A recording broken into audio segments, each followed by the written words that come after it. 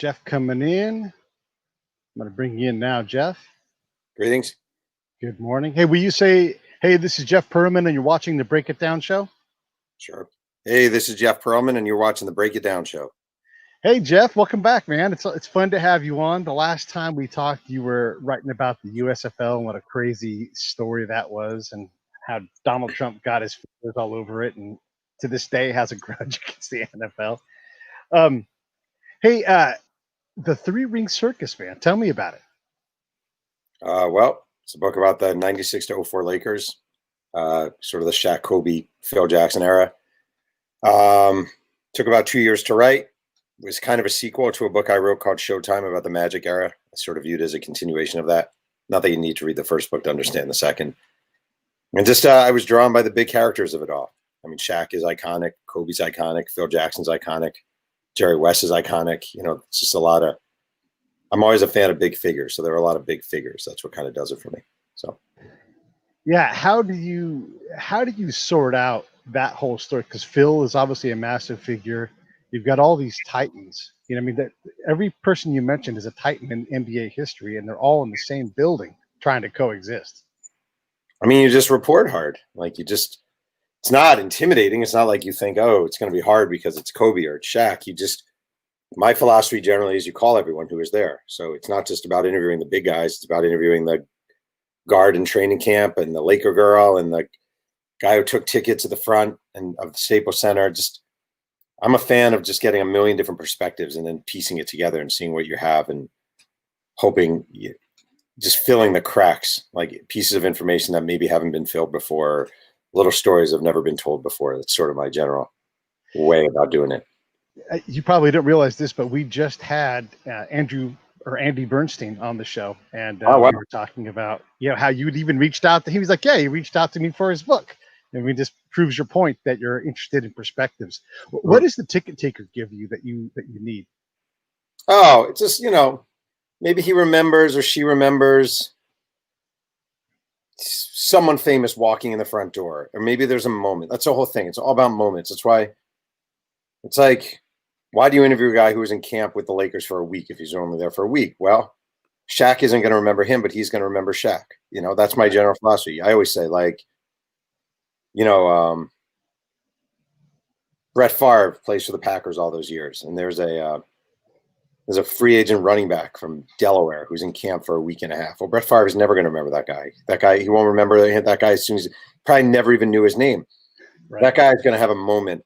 Maybe it's just that Brett Favre threw a ball really hard, but maybe it's Brett Favre handing him a candy bar, or Brett Favre saying you suck, or Brett Favre saying, hey man, I want to grab a beer after it. Like, who knows?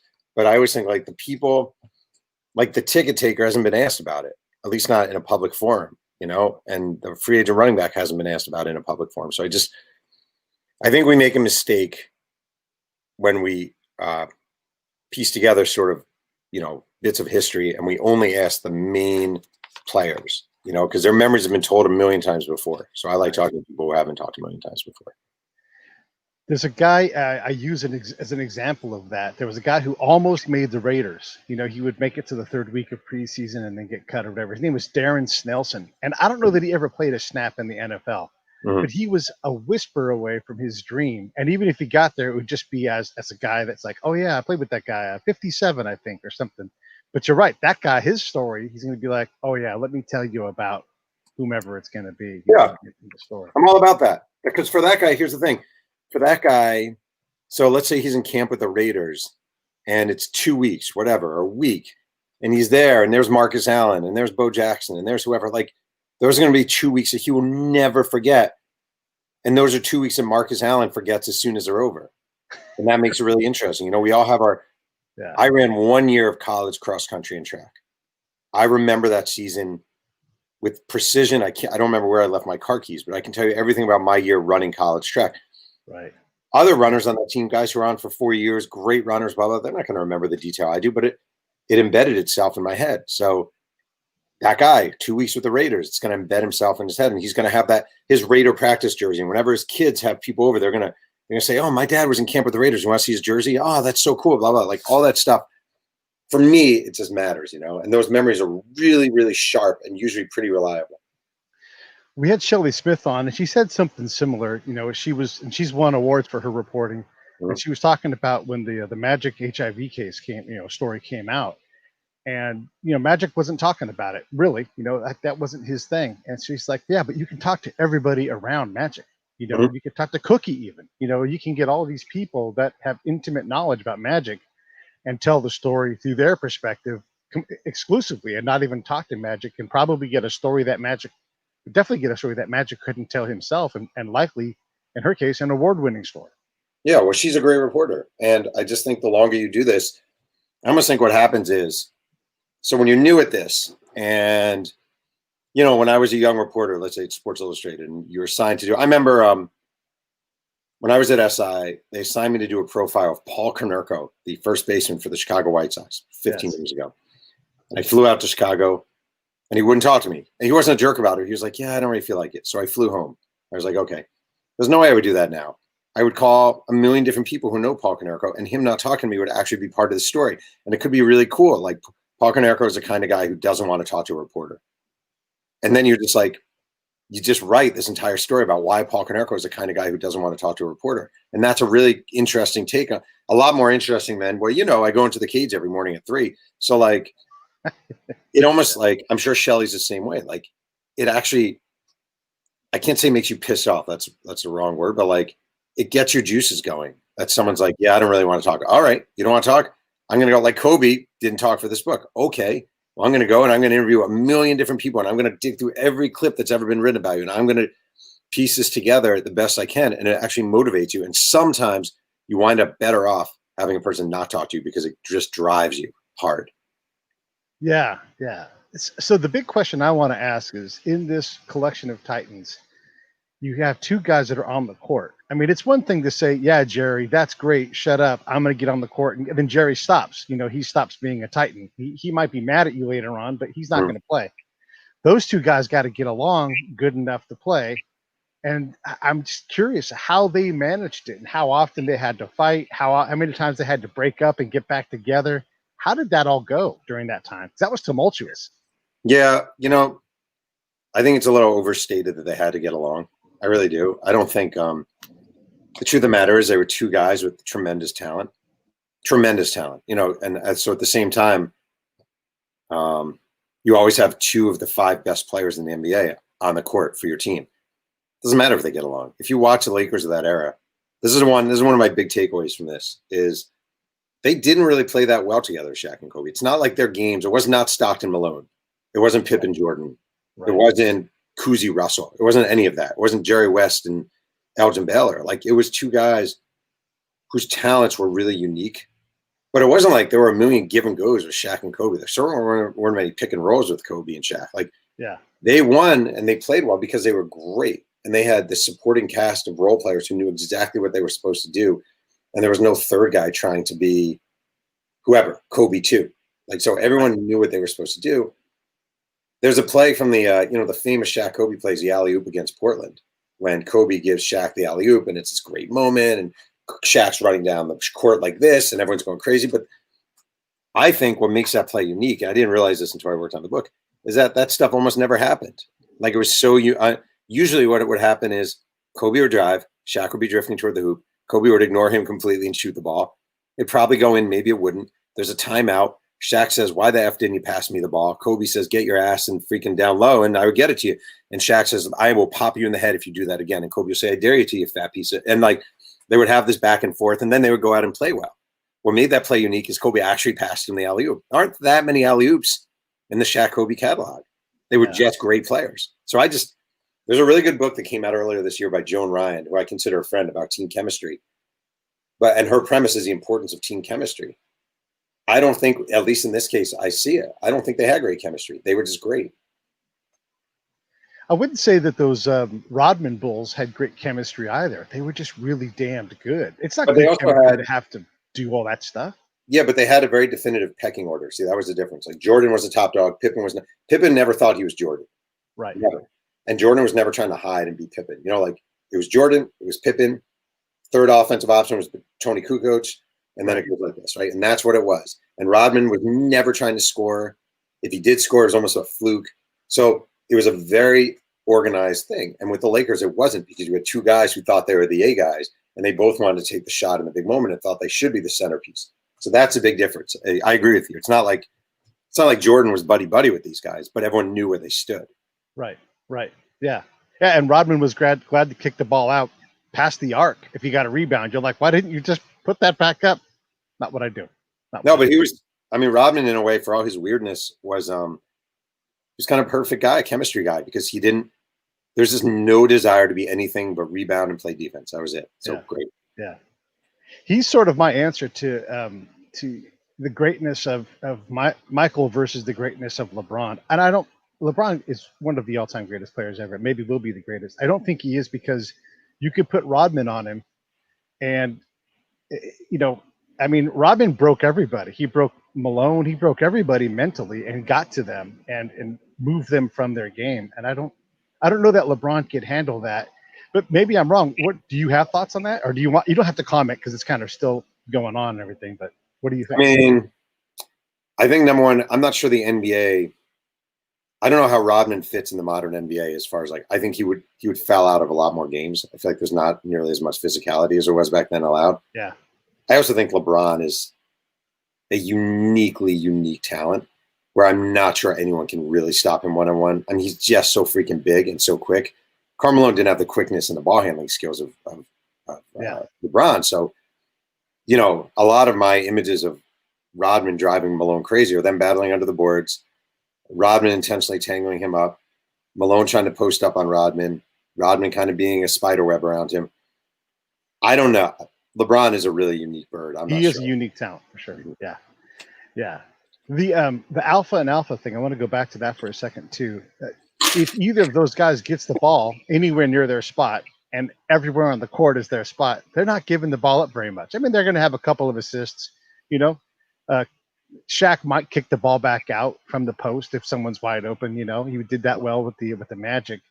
But were either of those guys interested in feeding other players in general? I mean, I know Robert Horry makes a shot and all that kind of stuff, but is that the norm? Or, I mean, my sense of Kobe is that, not that he was a chucker, but he was never going to give the ball up. If he got the ball, he was going to shoot it, and that's his job.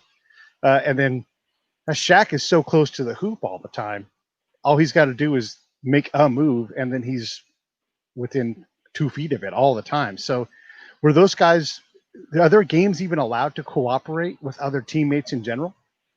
Kobe didn't know.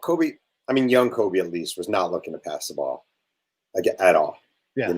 At all. Just wasn't looking.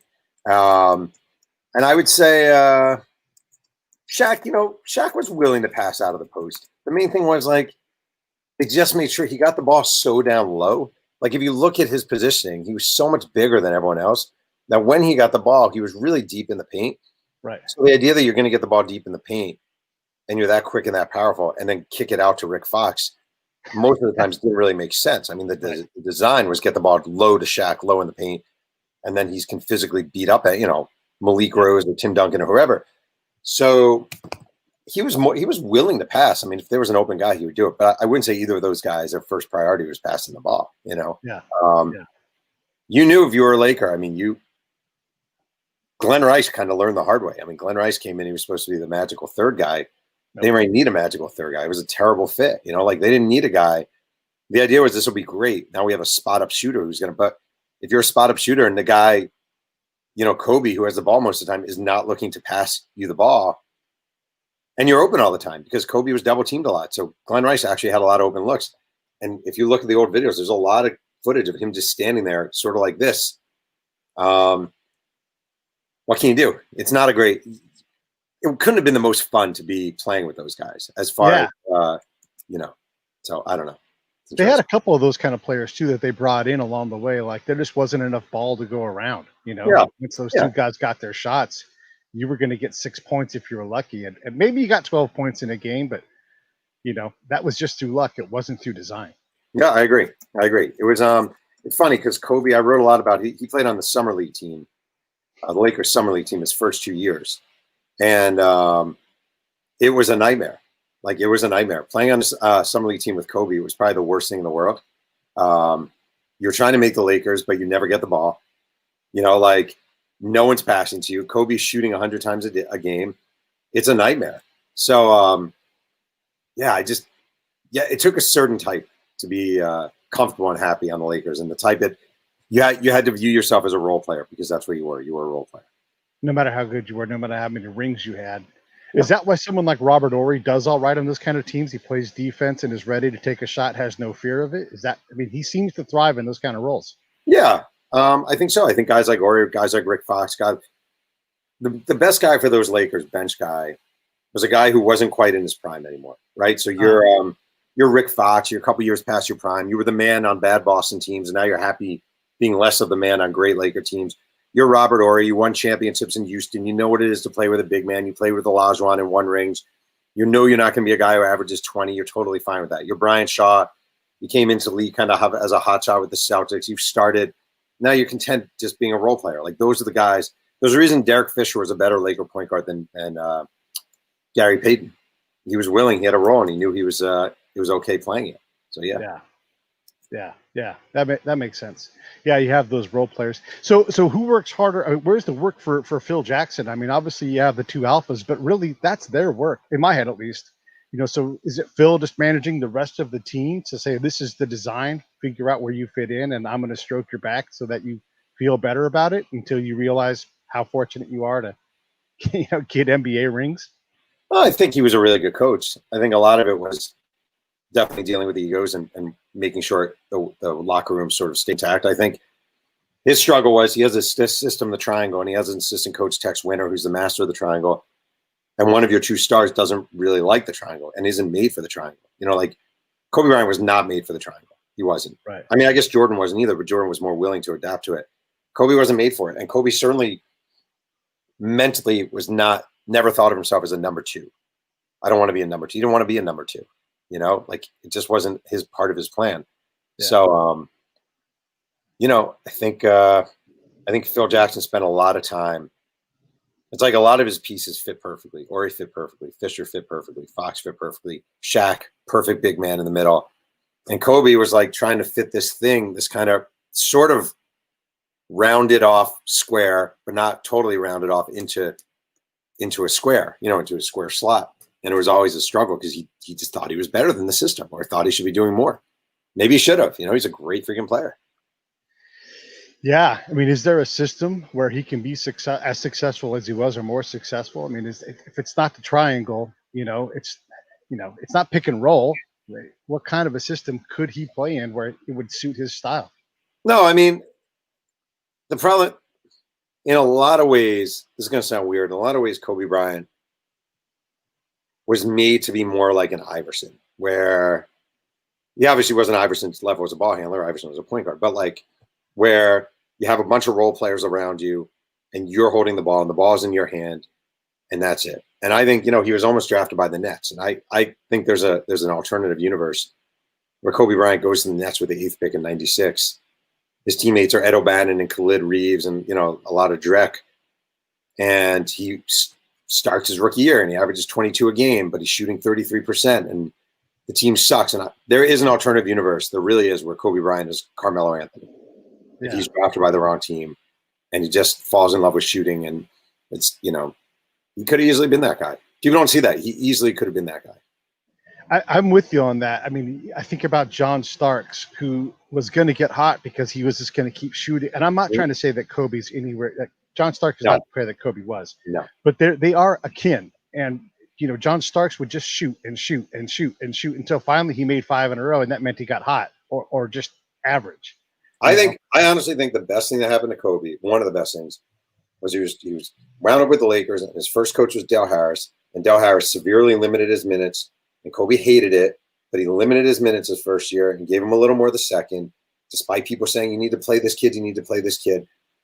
If Kobe had gone I'm telling you, if he had gone to the wrong situation, he easily could have been he's much better than Starks, much more talented than Starks. But I know what you're saying. Like, he easily could have been a Russell Westbrook, where he goes to a team and he averages a ton of points and everyone talks about him, but he's shooting 41% and he's an all-star every year, but there are a lot of first-round playoff exits. Like people are like, the Mamba mentality. He worked his ass off. There's no doubt about it. But he was surrounded by really good players and really good coaches. And if he had gone to the Nets, Calipari would have been his coach. He would have eaten up Calipari. He would have been the most talented guy in that team, and it would have sucked. It would have been ridiculous. Yeah, well, I mean, that work that he puts in, a lot of guys work hard in the NBA. What lets him get to that next gear? Because I do think he sorts it out later in his career, where he figures out how to be a better player than he was when he was young and maybe didn't have all the speed and everything. What unlocks that potential for him? I mean, he was really, really talented. I mean, first of all, look, I'm being serious. Like, if this goes overlooked, it's kind of weird that does. He had the most dominant player in basketball as his teammate. All right. Yeah. So again, he goes to the Nets. He starts as a rookie. He starts playing well. He's double teamed right off the bat. Like, he was able to grow with those teams. And he also had these great veteran sage teammates who sort of were patient with him, where a lot of teams would not have been and would have found him annoying and, arrogant and dismissive and rude. And the Lakers were kind of patient with him. I don't know if he ever became a great teammate. I think he became a much more tolerable teammate. And I think Shaq leaving and suddenly Kobe's kind of the top dog and he has good players around him and, the kind of Caron Butlers and the, Lamar Odoms. I just think it was much more of a comfortable fit for him. He was able to be the top dog. But do I think he drastically improved as a player? I think he was always good. He just circumstances helped him. I don't know. Right. Yeah, I think I think that's a great point. Rick Fox had always been, a player that was, he played on a great college team. He played on great pro teams. He just knew how to be, and also probably appreciated the fact that, hey, I get to be on the Lakers, just a perfect team. I get to be competitive. My wife gets to do, what I think he was still married. Yeah, he's still married to, he was still married to Vanessa Williams during that time. He's not now, though. He's not now. Right, not now. So, but that, wife is happy because she's in her environment. And he's like, it doesn't get much better than this. It's like, I got patience for days because I can't get a better position. And I think if you have those kind of, it makes sense to me that would happen with some of these teammates where this is a good position. Let me just get this guy. My job is to get this guy the ball, take up minutes, get rebounds here and there. Yeah. I do that. Yeah, me too. Happy to do it. But it takes a special type, Now, what about Jerry West? Because his ego matters. And, if you make him mad, he can make your life uncomfortable. Yeah, but he kind of knew what Kobe was. That's the thing. He knew what Kobe was. And he understood you have to be patient with Kobe. And he was very patient. And he really liked Kobe's exuberance. He liked Kobe's hard-nosed sort of determination, his doggedness. He was kind of a patient guy, Jerry West. Also Jerry West was a flawed guy. He knew, and he was in touch with his own flaws. So he knew his own sort of weirdness and his own sort of insecurities and difficulties. And guy's the best talent evaluator I feel like we've ever seen. I will say that. Yeah, he knew to pick Kobe. We didn't pick him. He knew to trade for Kobe. Oh, that's true. Yeah, he knew to go get him, I guess. Yeah. Yeah, exactly. At the time, there were a lot of those failed 18-year-old players because Kevin Garnett came up and was like, "Oh, this is the model we can do." And then that one kid in the mid '90s, he's like trying to commit suicide in the street because he can't handle the pressures of whatever he's going through in life. So it wasn't a sure thing that Kobe was going to become something. No, there had never been a guard going straight from high school to the NBA, and a lot of talent evaluators were skeptical. How is this going to play? And is this guy's game going to translate? It's one thing to be playing against like Jimmy Schwartz in the, whatever Pennsylvania league, but Jimmy Schwartz and Bob Smith. And, these are just kids who are going to be doctors and lawyers and plumbers and whatever. And the idea of jumping to the NBA, it's hard to evaluate. Kevin Garnett was 6'11", right? When he came out of high school, 6'10". Code height you can evaluate. But nobody knew with Kobe. Nobody knew for sure. But his workouts with the Lakers were so ridiculous that it kind of gave an inkling. Yeah. They also picked Vlade, and I remember when they drafted Vlade, that the draft people laughed. They're like, "What the hell is a Vlade Divac?" And that turned out. out. That was early in the sort of Europeanization of the NBA when people didn't know, and also Vlade was kind of a funny case. He smoked half a pack of cigarettes a day, and he spoke no English, and he looked kind of funny. He had these long arms and this scraggly beard, and he came along and he was great. That's a overlooked all-time great draft pick right there. Is Vlade Divac, Yeah. First round, last pick. Is that right? And they're like, yeah, we'll take this Yugoslavian guy. Yeah, worked out well. Yeah, yeah. Okay, so you learned some things along the way. What didn't make in the book? I mean, like, which interview you're like, God, I wish I could make this fit, but it just doesn't work. I don't really have any. I don't have a great answer. I've been asked that a bunch. I don't really have one. If something's good, I try to get it in. I mean, there's some I like getting more into the backgrounds of players, obviously, and there's some backstories I probably left on the cutting room floor. But generally, I'm a bad guy to ask that question. I get asked that question every book. I never have a good answer, to be honest with Okay. I'm never asking you that question again. you. Never ask that question again. I have a question for you. Why do you have the number 6 on your hat? Oh, it's a company that does a augmented reality visor for pilots, and so the idea is that when you go up to become a fighter pilot, instead of having 2 jets in the air that take 2 crews, 2 jets, 2 everything, and one person's training on avoiding, you just put a virtual jet in the air, and then you have less chance for disaster and catastrophe. You're breaking less stuff, and then also like the first time you go up to fuel a fighter off of in the air. Yeah. You can have practiced that virtually, but you're in the plane doing it, right? So it feels right. And so that's what these guys do. And they work out of the Santa Monica Airport. That's cool. And they're called Red 6. And it's a couple of Raptor pilots and Top Gun grads. And it's a really I should get you up in their airplane. You'd love it. It's the coolest thing ever. Yeah, that's awesome. Yeah, yeah. Wait, I have a question number 2. Yeah. Can I hijack your episode real quick? Of course, you always can. Yeah, it's a conversation. Let's play a game real quick. Are you at your work desk right now? I'm in my tent. Yes, at the work. Hey, what's the coolest thing you have on your desk? Let's have a contest. What do you got right there? I have another Jeff. I have my buddy Jeff's book for screenwriting. I'm trying to work out a story thing, and I'm kind of stuck. And I always go to his book. That's the coolest thing on my desk. Everything else is pretty functional. What about you? I got something great here. So I hang everything on my wall here, right? I have a wall of stuff. And I have right here, this is important because I just want to say I'm not always the best guy in the world. I have a get out of hell free card. So now it was by a religious group on a street, but I thought I should hold on to this just in case. If I end up in hell, I got the card and I'm good. I love it. Well, that means, you get to do some crazy thing. There's this interesting show I'm listening to on Audible. By the way, everybody should sign up through Audible on the link up breakitdownshow.com. But it's narrated by Michael Caine, and they've got like little interviews. It's just standard format you hear a lot, little bit of music in the background, and it's about heists. And one of them happened down by you. One of the biggest heists of all time is a robbery of Laguna Niguel's bank. Wow. Yeah, and it was like in the Nixon era because apparently he had a bunch of his campaign money in this bank. Yeah. And what broke the case ultimately was, and these guys were pro bank robbers. Like these guys, they would be in, be out, and they would be like, we know we got robbed, and that's where what we know stops. Like couldn't find these guys. Oh, that's cool. So they had rented an apartment across from the bank, and Laguna Niguel is not big, so it's easy to stand out there. And this is 50 years ago almost. This happened. But they had wiped the entire apartment down that they had rented right across from the bank. So there were no fingerprints, none of that stuff. But they forgot to run the dishwasher on their way out the door. Oh boy.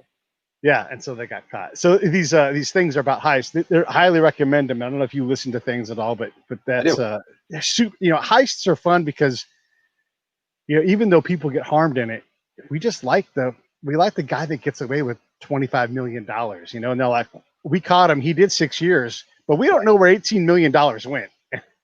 Yeah, I agree. I like that stuff. Yeah. Wait, I'll show you one more thing real quick. I have a sign that says, this is one of my favorite ones. It says, Jeff Pearlman regrets you would not be able to sign his books. And I did years and years ago, I won a sort of writing award. I don't remember what it was for exactly, in Westchester, New York. And they said, do you want to sign books at the thing? And I was like, I don't know, not really.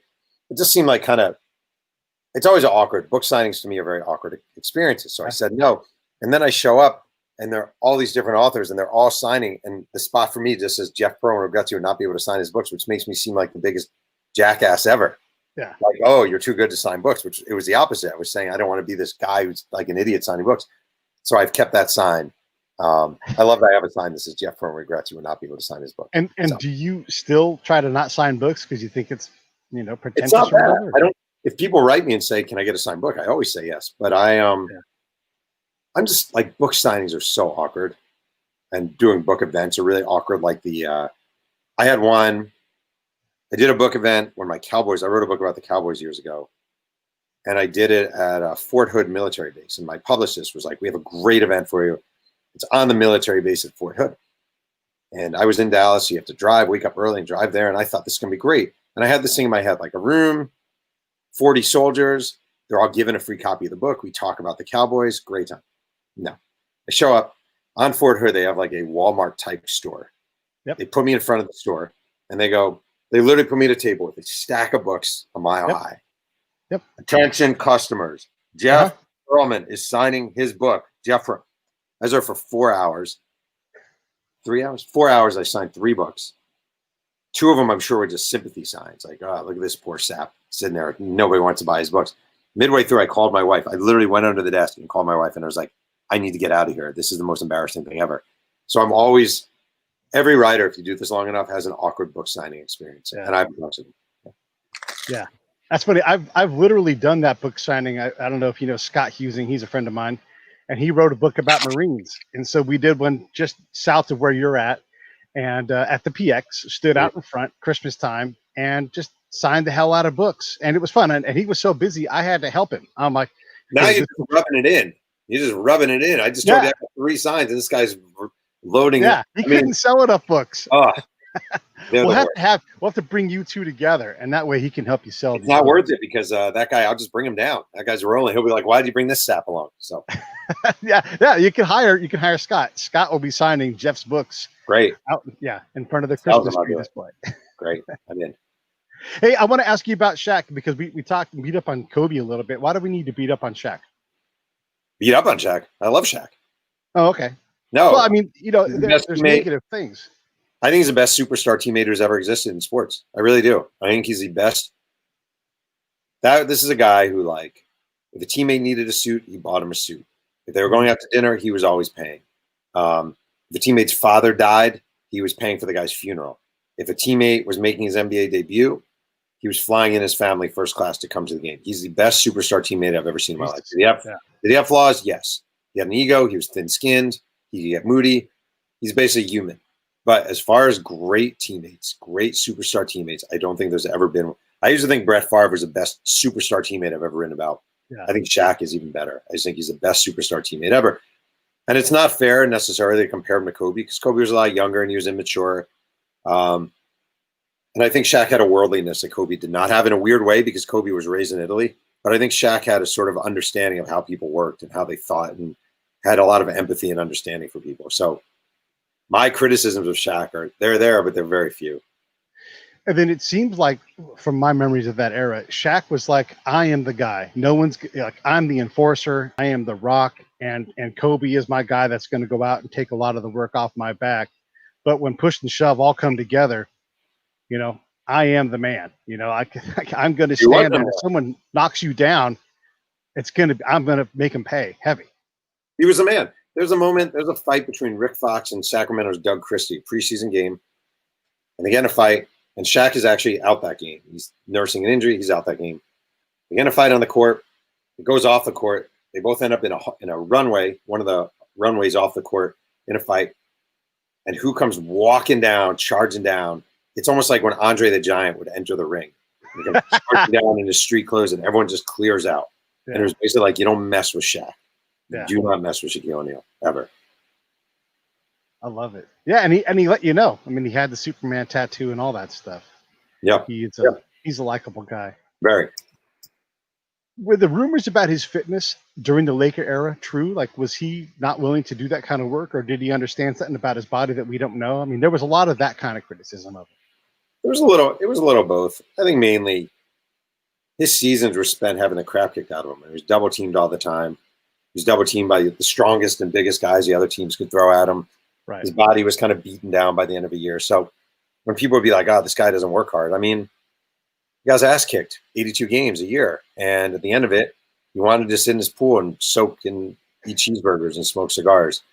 Now, one thing he did is he needed off-season surgery one year for his toe, and he didn't get it. He said, I'm not doing it during vacation time. And I thought that did not go over well, and it shouldn't have. But I think overall, it's a little unfair. Where do you put Shaq in terms of the centers? I mean, it's hard to put Wilt in there because the game totally changed after him. But if you want to bring him in, but where is he at in the pantheon of centers? It's got to be in the top 5. I mean, Yeah. I think Wilt, I think Russell, I think Olajuwon. If you think of Duncan as a center, I don't know if you count him as a center or power forward, but he's got it. I mean, certainly for the era, he was the most dominant big man of the era. Dominant, physically dominant. He's ahead of Ewing. He's ahead of Robinson. Very Kareem? high. Oh, I just forgot. Kareem to me is the greatest of all time. Kareem is the best basketball player I think of all time. Okay. But yeah, right after Kareem. Okay. Just because Kareem was just so good for so long, or I mean, obviously he was brilliant, but he played forever. He was the best high school player, I would say, who ever lived. He was the best, most dominant college player who ever lived. His NBA career was ridiculous. People forget how good he was. I think people are unfair to big men. They judge big men in a different standard than guards. And I think Kareem was just ridiculously good. Yeah.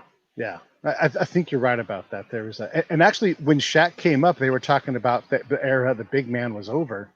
And then he started wrecking entire basketball stanchions, not even just breaking backboards. He's breaking the whole goddamn thing, I would say that he was the last era of dominant big men now. I mean, okay. If you think about it now, a guy like Shaq, I don't even know where. I always say this is my thing.